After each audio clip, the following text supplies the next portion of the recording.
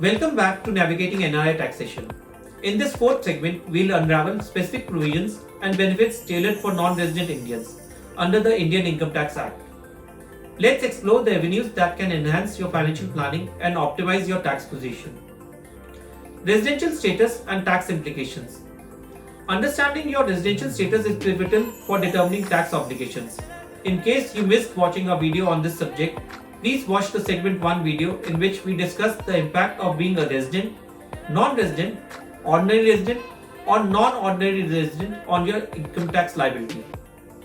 We explored the intricacies of how these nuances influence your tax position. Tax exemptions and deductions. The Indian Income Tax Act offers various exemptions and deductions to NRIs.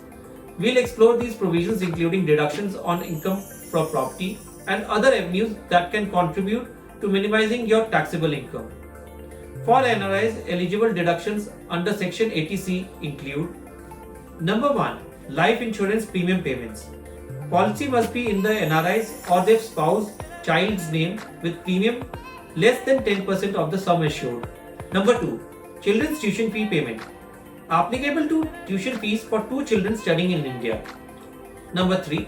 Principal repayments on a property loan. Number 4. Unit Linked Insurance Plan (ULIP). Deduction for contributions to ULIPs including LIC mutual funds and other UTI plans. Number 5. Investment in ELSS. Preferred option for a deduction up to ₹1.5 lakh under Section 80C, offering tax benefits and equity market investments.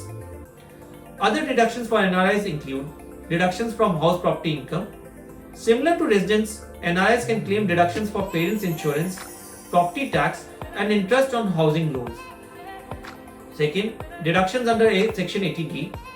NRIs can claim deductions for health insurance premiums up to ₹25,000 for self, spouse, and dependent children. An additional deduction of ₹25,000 can be claimed for parents' insurance, increasing the sum to ₹50,000 for resident senior citizens but not applicable for senior citizens NRIs. Number 3. Section 80E enables NRIs to deduct the interest paid on the education loan applicable to higher education for the NRI, their spouse, children, or a student for whom the NRI is the legal guardian. The deduction has no specified limit and can be claimed for a maximum of 8 years or until the interest is paid, whichever comes earlier.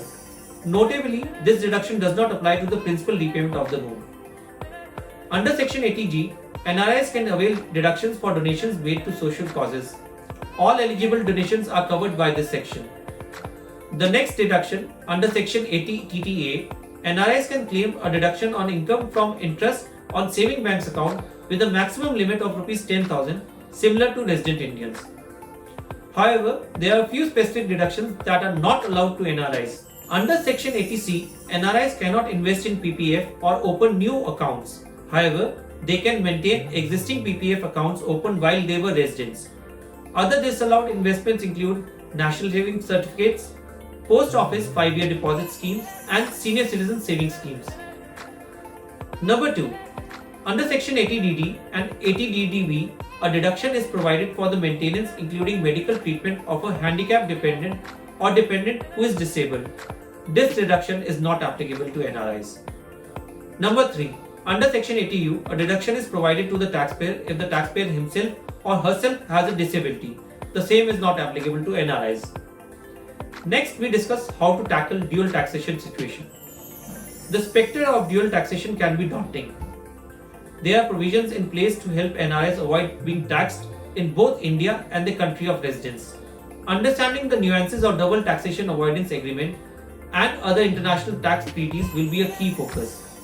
DTAAs are bilateral agreements between two countries designed to eliminate or reduce the possibility of double taxation.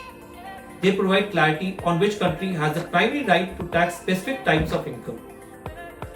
Under most DTAAs, the right to tax any income generally lies with the country where the income is generated.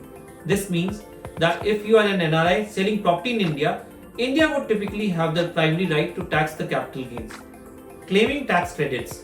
To avoid a double taxation, NRIs can explore the provisions of tax credits in their resident country for taxes paid in India.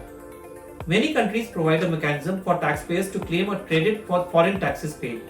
This ensures that the same income is not taxed twice providing relief to the taxpayer. Leveraging double taxation avoidance agreements is a strategic approach for NRIs to mitigate the impact of double taxation when selling property in India. Understanding the provisions of DTAs and seeking professional advice can go a long way in optimizing your tax position and ensuring a smoother property transaction. In conclusion, understanding the specific provisions and benefits designed for NRIs is crucial for efficient tax management. In the final segment of our series, we'll address frequently asked questions to provide comprehensive insights into NRI taxation. Don't forget to subscribe, like, and share our channel for continuous guidance on navigating NRI taxation in India. Until next time, empower yourself with knowledge for a seamless financial journey.